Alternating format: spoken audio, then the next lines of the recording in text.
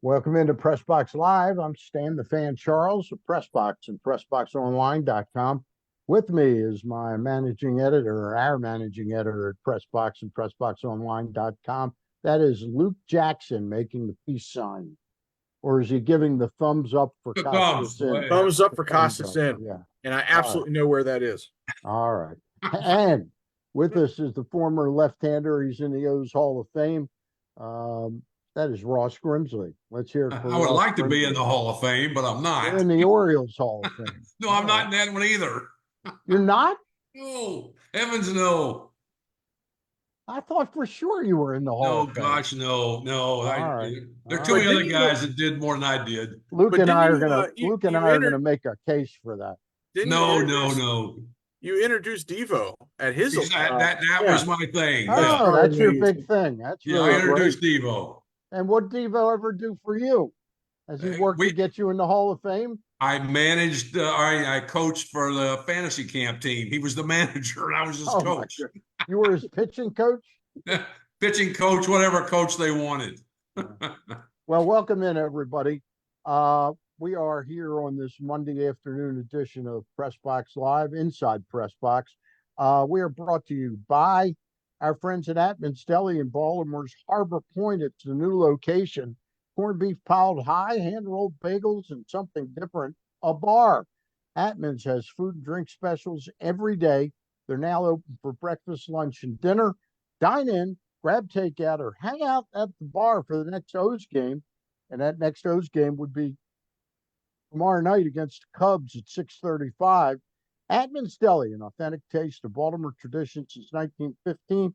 You can find us at Harbor Point or visit Atman's Deli. We're also brought to you in addition to the Costas Inn, who I'll talk about a little bit later on. We're also brought to you by A.J. Michaels, expert and award-winning A.J. Michaels heating, air conditioning, plumbing, and home performance will improve your home's energy efficiency, kill all viruses in your system, and increase your comfort levels.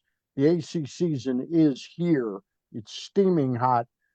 New rebates and discounts are available. More at ajmichaels.com/carrier. Those are the pros at AJ Michaels and Carrier.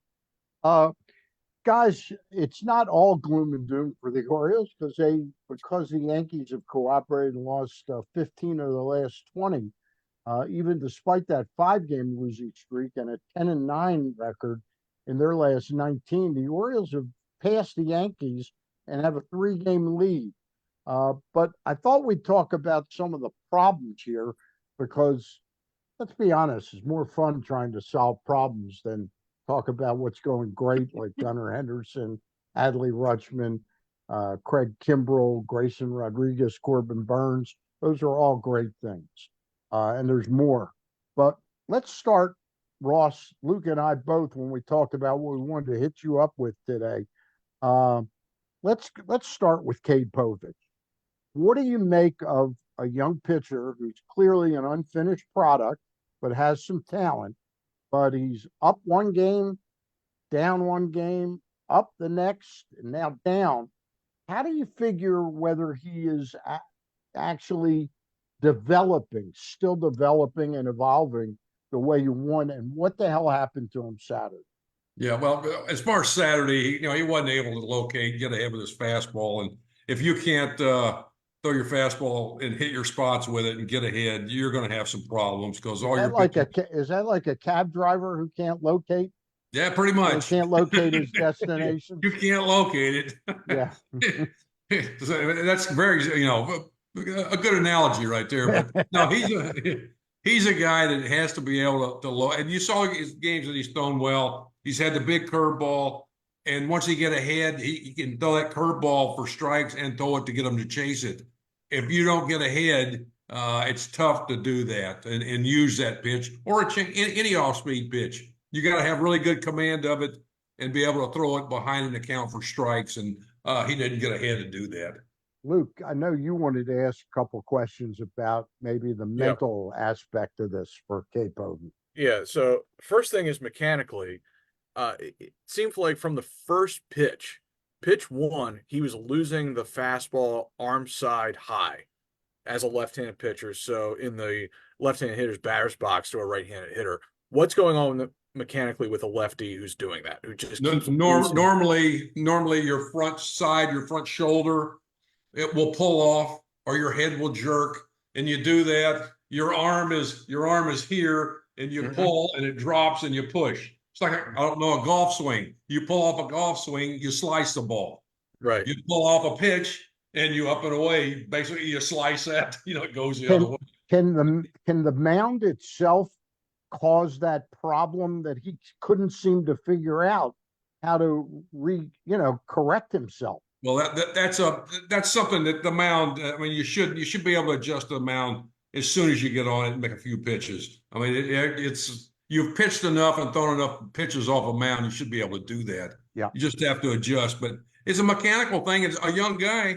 I mean, he's learning how to make pitches and throw pitches and learning how to understand when he gets into a situation like that mechanically. What can I do? You can shorten your stride. You can do. I mean, there's a few different things you can try to do to stay back a little longer. It's just all these things that you have a little checklist, and the more you're able to adjust, the quicker you're able to do it, the quicker you got a chance of staying in the game a little bit longer. But I mean, he's learning how to do it. Tough place to learn is the big leagues, but that's the position he's in, and hopefully he learns from this. A lot of us have pitched, knocked out the first inning, and you just bounce back. And you try to start doing things you're not capable of doing. It just puts you in a deeper hole, or trying to throw the ball hard. Very possibly he could have been, and we talked about it before the show started. For me, pitching in Oakland, and I had some good games out there, but pitching out there, it seemed like the mound was farther away from home plate because it's such a big foul territory, and there's so much room between home plate and the back of the backstop, and it's really tough sometimes, and it can play mind games with you, and who knows, that could have been a problem for him, just trying to overthrow and had no command. Luke, it's funny, as Ross was talking, I couldn't help but think of yesterday's tennis match with Coco Gauff. Did you see any of it? No. She had a thing going with her coach, whose name escapes me, a terrific coach and a great player in his day. She was like talking to him and staring at him, saying, like, tell me something. What am I doing wrong? In baseball, unless Drew French comes out, he can't look at the dugout and go, talk to me. What am I doing wrong? But it was really, and she got swept in two straight sets at Wimbledon and beaten by a lesser player by all accounts. He might have told him, says, that person's better than you right now. I don't know what to tell you. So what would you do right now with Cade Povich? Do you think all is lost for him in the majors right this moment, and he'd be better figuring out how to find out what's wrong from Norfolk, or do you think he gets another start or two? Well, possibly get another start and see how he reacts. I mean, that getting beat around and how you come back. A lot of people want to see that, how you take adversity and some things. What kind of adjustment are you going to make? And that we'll have to wait and see. I mean, everybody gets knocked around. It's how you bounce back. You learn from it. And he's a young pitcher. He's going to learn every day. He goes out and pitches something new, hopefully. And this could be a great lesson for him, and understand what I did wrong, why I got hit, why I didn't make the right pitches, I couldn't get ahead, how to make adjustments during the game, not only game to game, but during inning to inning sometimes.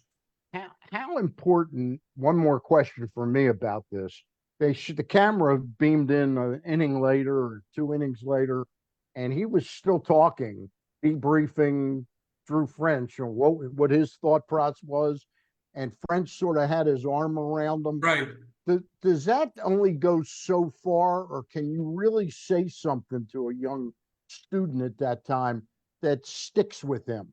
I'm really happy because you don't see that so much now Yeah. in baseball. That the coach says something to you after a mistake, a mental mistake, or an error, or something that you should know better than doing. So you get it while it's still fresh.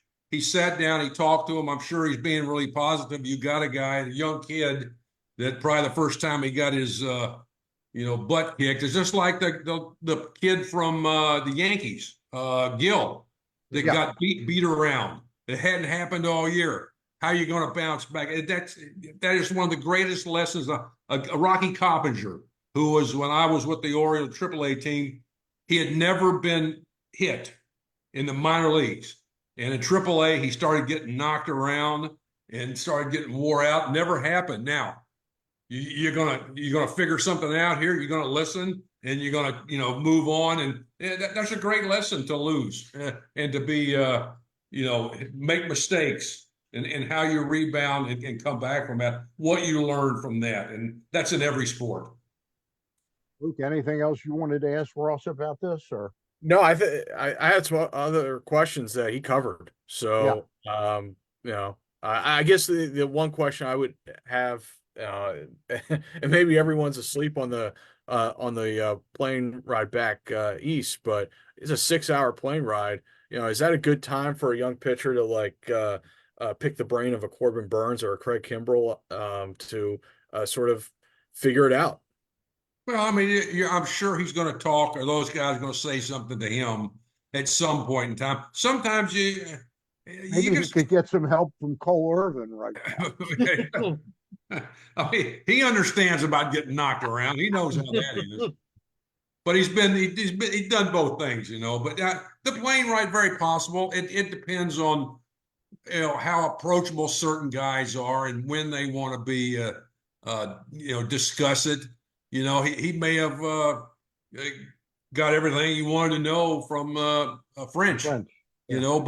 but talking to the guys and it was just they're there for you, the veteran guys. It's a matter of you going up and asking and saying something, because they'll help you out. I mean, and that's just what most guys do. That they want to help out, and just knowing the certain guys and what you can say to them, what that they'll understand, and it's a good thing. So how different is it between what Cade Povich is going through and what Cole Irvin, for all kidding aside? This Oh is a yeah, guy no, who really took his lumps last year, handled it like a pro, yeah. and came back this year looking like, hey, I'm about business this year. I'm going to take care of business. And he was terrific his first 5 or 6 starts. Right. And then it's been 4 or 5 Yeah, starts since then. He's been awful. yeah, probably the last 5 or 6. Yeah. He struck another guy, not overpowering, has to get ahead, has to establish the fastball, has to establish the inside part, show him you'll throw the ball inside, maybe double up at times. But if you don't have command and you can't hit spots, especially with your fastball, you have to establish the fastball and the fact that you can throw it in and out and keep the hitters from looking in one spot and be able to throw an off-speed pitch over the plate behind an account.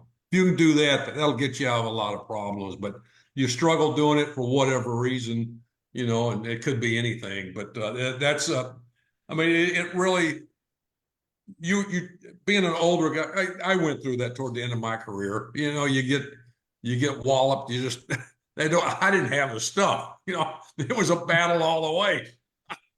But he has a little bit better Is stuff. that why you're not in the O's Hall of Fame? No, probably so. I am in the Tennessee Hall of Fame, though. Hey, I like that. Hey, let's take a timeout. When I get back, I want each of us to chime in on 2 things. Do the Orioles need a starting pitcher or a relief pitcher or both? And then we're going to come up with one trade that we would try to urge Mike Elias to make right now to help the team right now. Okay. But let me tell you, are our thumbs ready? Oh, we got it. All right. Wait until you're called upon, though. Wait until you're called upon. All right. Keep them down right now. want to talk about our friends at the Costa Sim. We've been having fun doing their ad the last couple of weeks because all of us give them 2 thumbs up. Right, guys? Right, Luke? Okay. Luke's paying attention. All right. All 6 Luke was thumbs up. thumb tied. I was But definitely paying attention.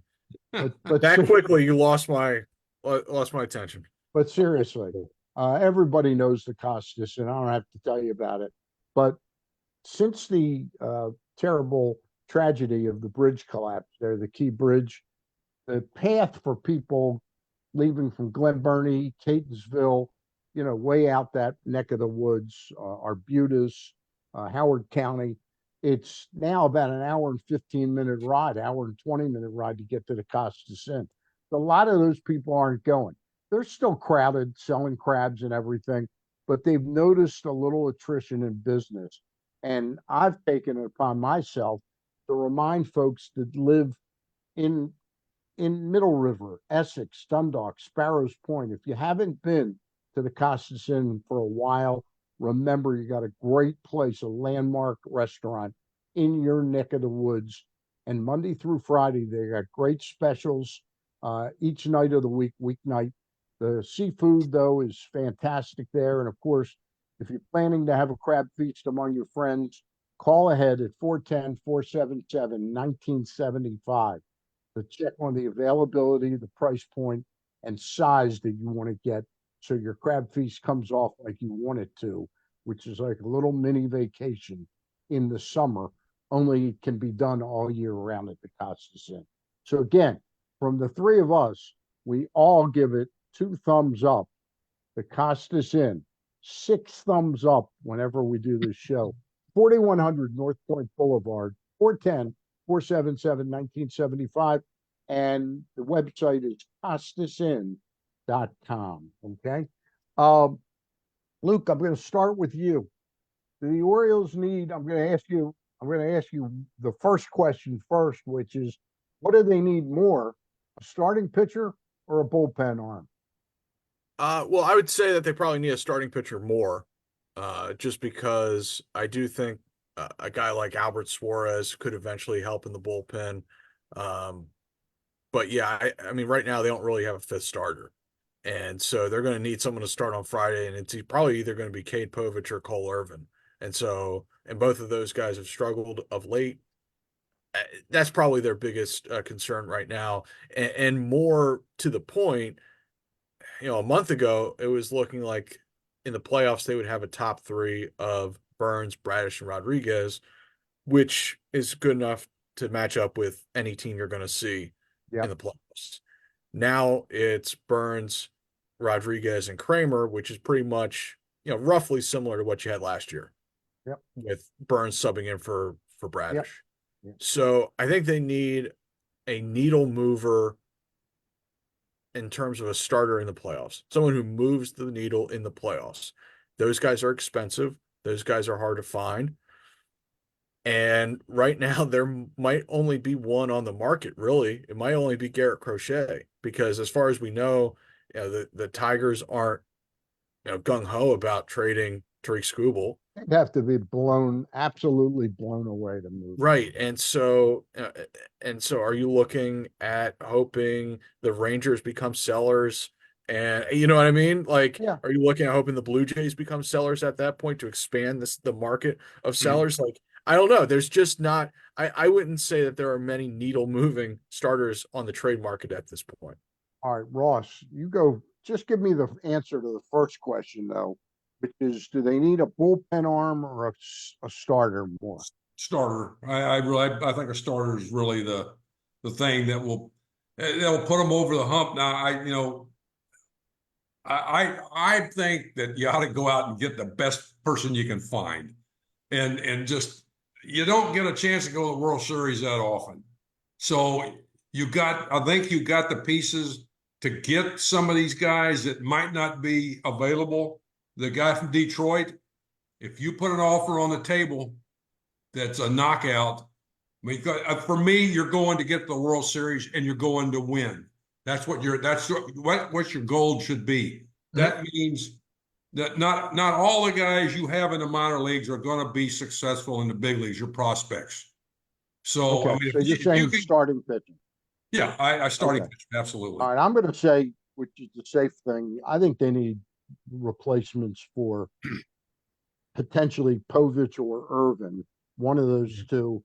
And Dylan Tate, to me, I wish him nothing but the best. I hope they could get him back down to Norfolk and he finds what's missing now.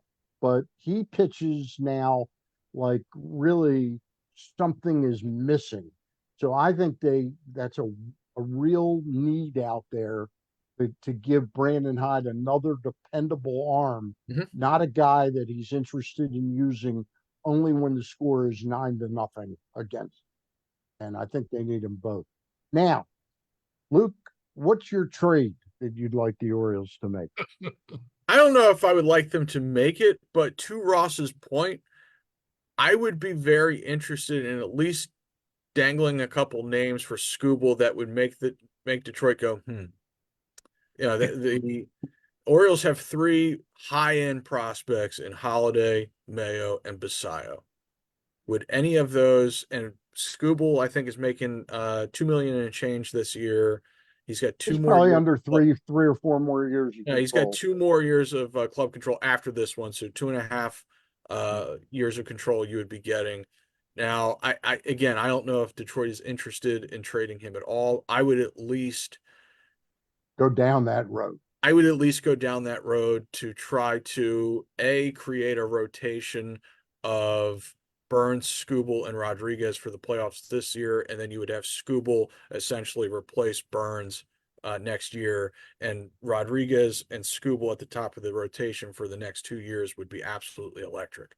So, I mean, if you're trying to win a World Series, I think you should be thinking big, and I would at least go down that road. I would aim high, is what I would say. All right. Ross, who you got on your bucket You list? know, him and Scoble and Crochet. Those are two guys I think that you ought to starters. I mean, you got them. They're not free agents until 27, so you're Mhm. going to have them around. Those are the guys that I would go for to solidify your staff because you don't know what the guys that are hurt, what's going to happen with them. But you got pretty good three guys, and if you happen to be able to sign Burns, that would be fantastic. But I mean, there's some guys there, and I think you have the pieces to go out and get them, and not only have a chance of winning the World Series this year, but maybe a few in the future. I've got a guy that I'm going to mention. A relief pitcher I'd like to see them go after is the all 6'7" guy from the Diamondbacks who pitched for the Rays for a while. Rich Thompson throws like three Is it quarter Ryan Thompson? sidearm. I thought it's Rich Thompson. Okay, you might be right. Okay. That's who I'd go after as a relief pitcher. I don't think the price would be expensive. But I also, Ross, when the Orioles were really good, and I mean back in the 60s and the early 70s, they had a habit of finding guys like Ross Grimsley, like Mike Cuellar, like Pat Dobson, that were off the radar a little bit, off the grid. I've got a pitcher that I saw pitched a really good game at AAA in the Angels organization. He's still only 25 years of age. And I like the matchup. I think one of the things about Cuellar and Dobson and the other guy I mentioned that they picked up, they were all pitching for kind of horseshit teams. Okay, if I can say that. I think if the Orioles could get, and I don't think it would be a very costly trade, and I think if they pulled it off now and gave the Angels a couple players for Reed Detmer, I saw he pitched a 7 inning or 8 inning shutout down at Salt Lake and struck out 11 and walked nobody. This is a guy who 2 years ago, in 148 innings, struck out 168 batters, 148 and 2/3 innings, at 168 strikeouts.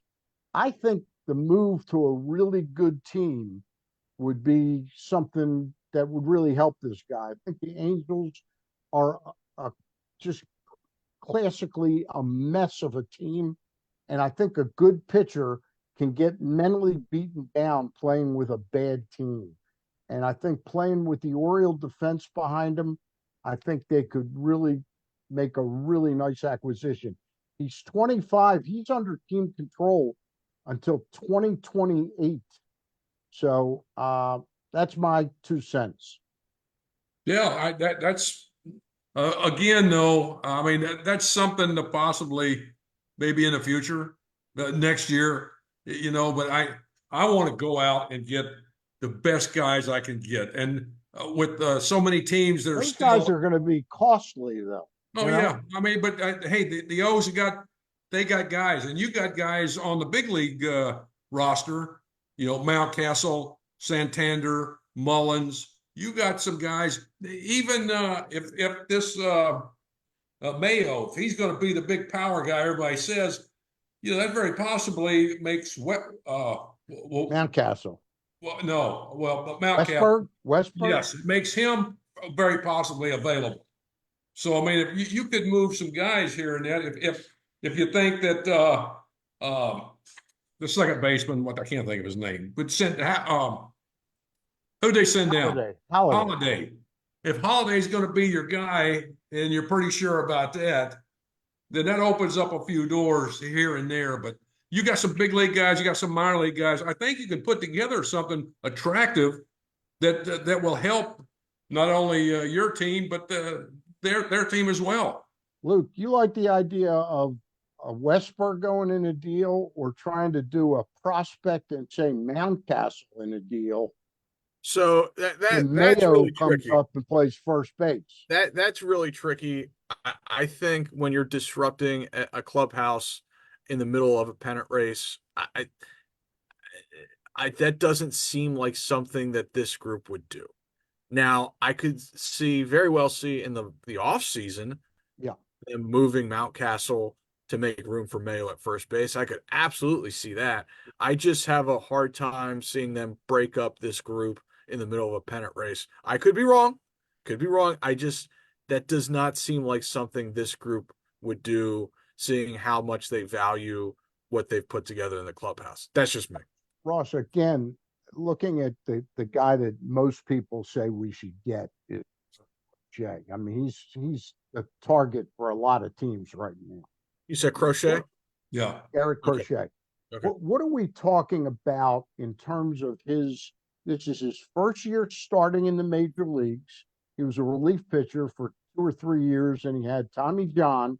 So he's coming back from Tommy John, and he's ramping up his innings. Isn't he like August 1st to 15th hitting a danger zone where you need him? It's go time, it's go time. And well, they're talking about putting him in the bullpen. No, I'm talking about him as a starting pitcher. No, they're talking about Crochet moving him to the bullpen because his innings are where they're at. The White Sox are. Right. That's what I'm saying. That's why I'm not interested. So I just happened to saw that information. So that's something to be concerned about, possibly, or maybe not concerned about, but to have in the back of your mind. You're keenly aware of the talent that Nathan Eovaldi has. Yes. The Rangers are really out of it in 3 weeks. Is he somebody that interests you? Was he injured? He's been injured he's injured a lot, but I mean, you're hoping that he's ready in October. He's had, I think, his best times behind him, but I think there's some other guys out there that again, depending on, a lot of these teams think they're still in the playoff hunt. Yeah. Because I mean, a lot of guys are. There's maybe a handful of teams that are possibly out of it, for sure. But there's teams that are hanging around 500 that have some people that could possibly be available later on. So I think you just have to wait and see who's going to be the sellers. But there's a few interesting people. Like Kansas City has Lugo. Right. Lugo is having a pretty good year, and he's a guy that could, Yeah, I mean, the Orioles could solve a lot of issues if they could go back in time and sign Seth Lugo. Yeah. or Well, and Severino. Tanner Or Scott. Tanner Scott's another guy that's, and you know they know him, and you know and they he'll definitely move. Tanner will definitely move, yeah and Miami will fetch a good return for him because as a left-handed reliever who throws really hard and misses a lot of bats, and this year has found the strike zone pretty consistently. yeah He's going to fetch a nice return for them. And don't be surprised if, with all the guys that they'll move at the deadline, and they're open to moving anybody on their major league roster, if Tanner Scott fetches one of, if not the best return for them, he yeah. will be very, very highly sought after. All right. That's going to do it for today's show. We again thank our sponsors, the Costas Inns, the six thumbs up guys at the Costas Inn. We're also thank our friends at AJ Michaels Heating and Air Conditioning, and they work with Carrier. And we also thank our friends at Atman's, the classic New York deli experience, now down at Baltimore's Harbor Point, atmansdeli.com. Find them at Harbor Point, and you can watch O's games that are on the TV there in their bar. They're open for breakfast, lunch, and dinner. We'll be back next Monday before the Home Run Derby. Ross Grimsley, Luke Jackson, and myself, for all of us right now, we wish you a hot and stay cool and drink a lot of water kind of week ahead. And go O's. The O's have the Cubs, 3 against the Cubs, and then 3 against the Yankees. And want to remind you, the Yankee game Sunday, Luke, is an 11:35 start. 11:35. 11:35 start. So it's breakfast at Camden Yards next Sunday at Bloody 11:35. Marys. Hey, Bloody Marys. That sounds good. And one last reminder, Wednesday, Eric Garfield and I will be on at 3:30, and our guest will be Dan Zielinski of the Baseball Prospects Journal. He'll be on with us and talking about the upcoming draft, which will take place next week, the MLB amateur draft. That does it for now. Goodbye, everybody, and seriously, stay hydrated. Bye.